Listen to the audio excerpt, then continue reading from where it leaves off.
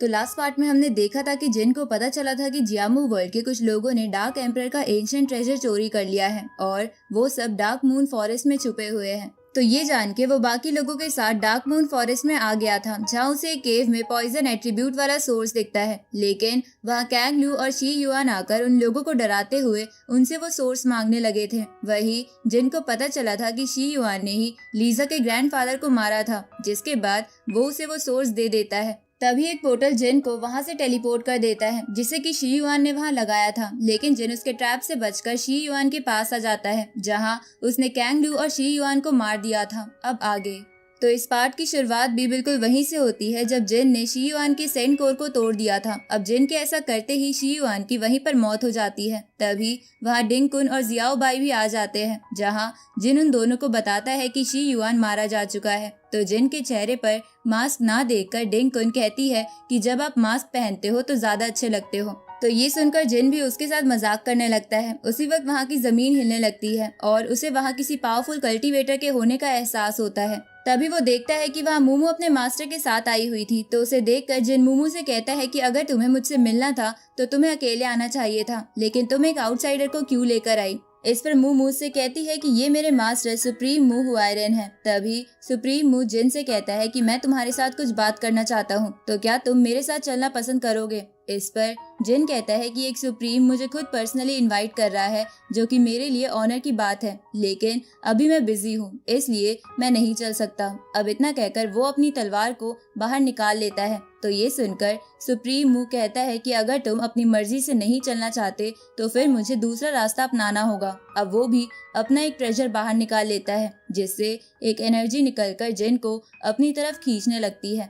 तो ये देखकर जिन कहता है कि ये होली ग्रेड का ट्रेजर मेरी पावर को फ्रीज करने के साथ साथ सब कुछ एब्जॉर्ब भी कर रहा है। इसके बाद वो अपने चारों तरफ निर्वाणा फायर की शील्ड बना लेता है। साथ ही वो एक स्लैश अटैक उस ट्रेजर पर करता है, लेकिन उसका वो अटैक वो ट्रेजर अपने अंदर एब्जॉर्ब कर लेता है। तभी सुप्रीम मू दोबारा अपने उस ट्रेजर की पावर को बढ़ाते हुए जिन को अपनी तरफ खींचने लगता है, जहां जिन इस बार उस ट्रेजर की एनर्जी के सामने टिक नहीं पाता और डिंग कुन और जियाओ बाई के साथ उस पॉट के अंदर चला जाता है। जिसके बाद सुप्रीम मू कहने लगता है कि बस एक सेंट ओरिजिन लेवल के बंदे ने मुझे मेरे पॉट की सेकंड लेयर वाली पावर को इस्तेमाल करने पर फोर्स कर दिया। सच में ये लड़का बहुत पावरफुल है। इस तरफ लिन किन जिन को लेकर परेशान हो रही थी। तभी फेंग हुआंग वहां आकर उसे बताती है कि हमने 3 ग्रुप को जिन को ढूंढने के लिए भेजा था, लेकिन किसी को जिन की कोई खबर नहीं मिली, इसलिए हमें लगता है कि जिन के साथ जरूर कुछ बुरा हुआ है। तो ये सुनकर लिन किन उदास हो जाती है। तभी वूजी कहती है कि जरूर जिन के गायब होने के पीछे कैंग लू का हाथ होगा, जिसको सुनकर लिन किन कहती है कि मैं जिन का बदला कैंग लू से जरूर लूंगी। अगले सीन में हम देखते हैं कि सुप्रीम मू वापस अपने मेंशन में आ गया था, जहां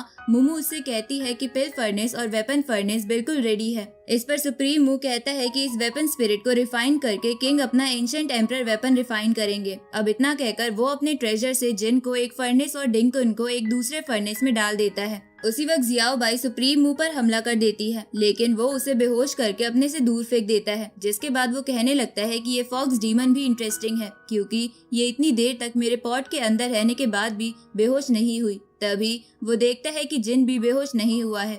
इस तरफ जिन माउंटेन रिवर मैप से एक स्पिरिट माउंटेन बाहर निकालकर उस फर्नेस को तोड़ने लगता है। तो ये देखकर सुप्रीम मू उस फर्नेस में अपनी पावर को डालते हुए कहता है कि इस फर्नेस के अंदर 9 नेदर ब्लू फ्लेम का एसेंस मौजूद है, तो आखिर ये लड़का उससे अफेक्टेड क्यों नहीं हो रहा। तभी मूमू अपनी स्पेशल आई से उस फर्नेस के अंदर देखकर सुप्रीम को बताती है कि इस लड़के के ऊपर आपकी फ्लेम का कुछ भी असर नहीं हो रहा। इधर सुप्रीम मू को उस फर्नेस को टूटने से बचाने में दिक्कत हो रही थी। तभी वहाँ एक और सुप्रीम जिसका नाम गू वैंग था, वो आकर उस फर्नेस में अपनी पावर डालने लगता है। तो उन दोनों सुप्रीम की पावर के कारण जिन को उस फर्नेस को तोड़ने में दिक्कत होने लगती है। तभी वहाँ एक फॉर्मेशन आकर जिन के स्पिरिट माउंटेन को खत्म करते हुए उसे सप्रेस करने लगती है। पर जिन को उस फॉर्मेशन को रोकने में बहुत दिक्कत हो रही थी। साथ ही वो कहने लगता है कि मुझे यहाँ रोकने के लिए 2 सुप्रीम आ गए हैं और उनकी कंबाइंड पावर बहुत ज्यादा स्ट्रॉन्ग है। तभी वो बेहोश हो जाता है। तो ये बात मूमू उन दोनों को बताती है। तो ये सुनकर वो दोनों रुक जाते हैं। जिसके बाद गू वैंग कहने लगता है कि मैंने कभी नहीं सोचा था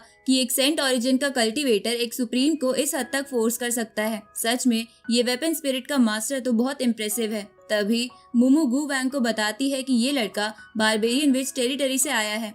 और इसी लड़के ने अकेले फेंग शियानजी के ब्लड सेक्रीफाइस फॉर्मेशन को तबाह करके उसे मार दिया था। तो ये सुनकर गु वैंग कहता है कि मुझे भी इस लड़के के अंदर से कोई स्ट्रेंज फायर की ब्रेथ आ रही थी। तो ये सुनकर मूमू और सुप्रीमो चौंक जाते हैं। तभी गु वैंग आगे बताता है कि उस लड़के के अंदर यिन यान एनर्जी से बनी फ्लेम मौजूद है, जो कि हेवनली फ्लेम के बराबर है। तो ये सुनकर सुप्रीमो ये कहते हुए जाने लगता है कि अगर ऐसी बात है तो मैं अभी जाकर उस लड़के के अंदर से उसकी फ्लेम निकाल लेता हूँ। लेकिन गु वैंग उसे रोकते हुए कहता है कि अभी इतनी जल्दबाजी करने की जरूरत नहीं है, क्योंकि सबसे पहले हमें अपनी वेपन स्पिरिट को रिफाइन करना होगा ताकि मैं उसकी मदद से अपना एम्परर वेपन रिफाइन कर सकूं, जिसके बाद मुझे भी एंशिएंट एम्परर का टाइटल मिल जाएगा। साथ ही वो कहता है कि मुझे बस एक बात का डर है कि कोई स्ट्रॉन्ग कल्टीवेटर आकर मेरे प्योरिफिकेशन के प्रोसेस में प्रॉब्लम ना क्रिएट कर सके। इस पर सुप्रीमो कहता है कि आप इसकी चिंता मत करिए, मैं सब कुछ संभाल लूंगा। इस तरफ हम जिन को देखते हैं जो कि बेहोश पड़ा हुआ था। तभी उसकी बॉडी वहां मौजूद फायर से एनर्जी एब्जॉर्ब करने लगती है। साथ ही जिन बार बार अपने ओल्ड वाले रूप में आ जा रहा था,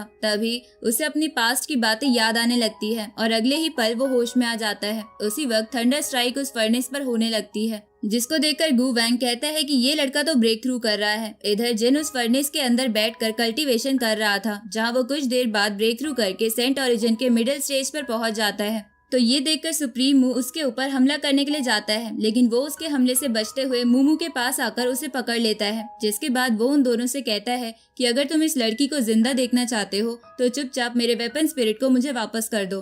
तो ये सुनकर सुप्रीमो कहता है कि तुम एक कमजोर को मारने की धमकी देकर हमारे साथ डील करने की कोशिश कर रहे हो, तो क्या तुम्हें इस पर शर्म नहीं आती। इस पर जिन उससे कहता है कि दो सुप्रीम ने एक साथ मिलकर मेरे ऊपर हमला किया, जो कि आप दोनों के लिए उससे भी बड़ी शर्म की बात है।